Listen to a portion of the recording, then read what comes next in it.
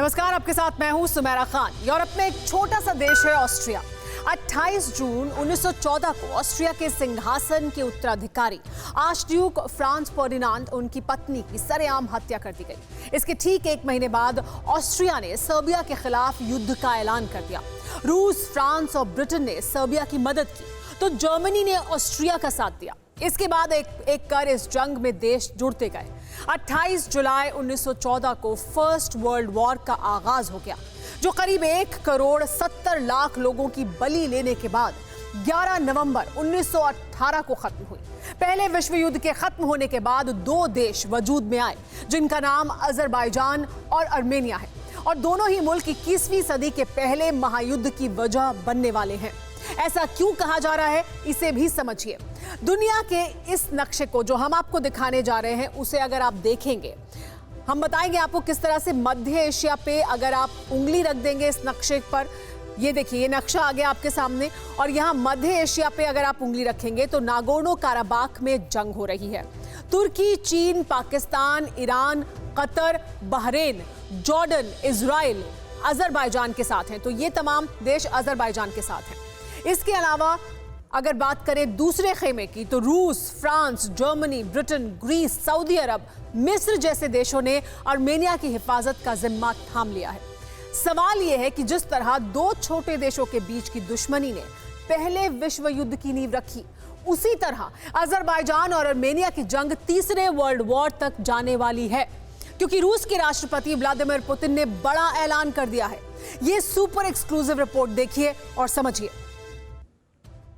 Shuntalatin darin hoge Lurtala porrik mora Ketze hayotz kama vore ginilitz Hangel jan ginilitz Chamorat zanush anush Chamorat zanush Ketze dashnak kama vore ginilitz Hangel jan ginilitz Litz litz Chamorat zanush anush Chamorat zanush Hayres mayres insanetsin Yeraguyno patatetsin Hayat azkin naviretsin ginilitz Engel can ginilitz Chamorat zanush anush Chamorat zanush Chamorat zanush anush Toch hazar anush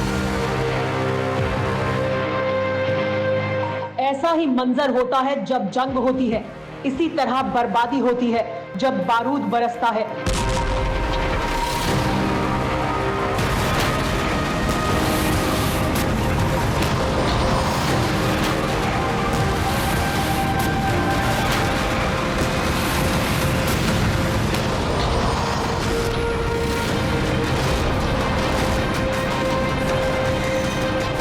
ऐसे ही आशियाने जमींदोज होते हैं जब मिसाइलें और rocket के धमाके होते हैं।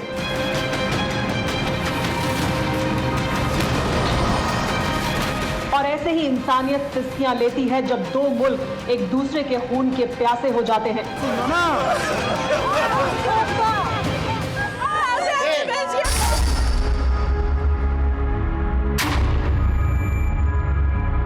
ऐसा संग्राम जिसका अंजाम दुनिया खामोशी से देख रही है, ताबड़तोड़ प्रहार है, भीषण नरसंहार है।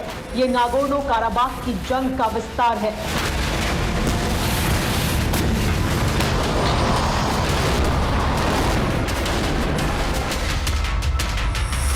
तीन हफ्ते से जंग की आग में झुलस रहे आर्मेनिया और अजरबैजान की जंग का दायरा बढ़ गया है, बहुत बढ़ गया है। सरहदों पर बरसने वाला बारूद अब आशियानों की दहलीज तक पहुंच गया है।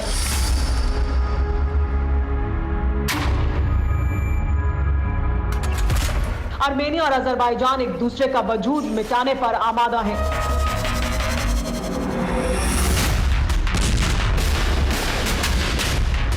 इस कदर बारूद बरस रहा है कि जिंदगी बचाने के हर ठिकाने से भरोसा उठ चुका है।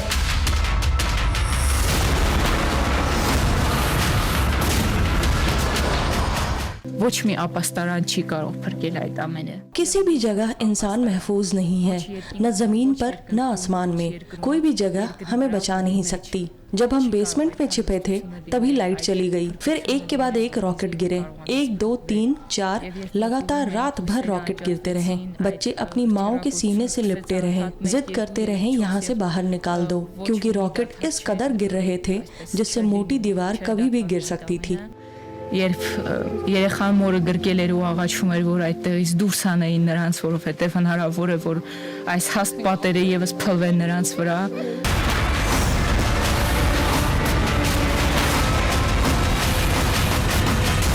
जरा सोचिए, बारूदी धुएं में जिंदगी किस तरह सांसें उधार ले रही है।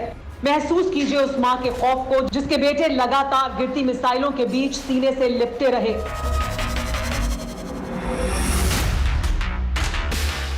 उस बुजुर्ग पिता की बेबसी को जो अपनी आंखों से सामने आने वाली नस्लों के सपनों को खाक होते देख रहा हो। जमीन पर कब्जे की जंग ने एक मुल्क को कैसे कब्रिस्तान बना दिया है, तस्वीरें तस्दीक कर रही हैं।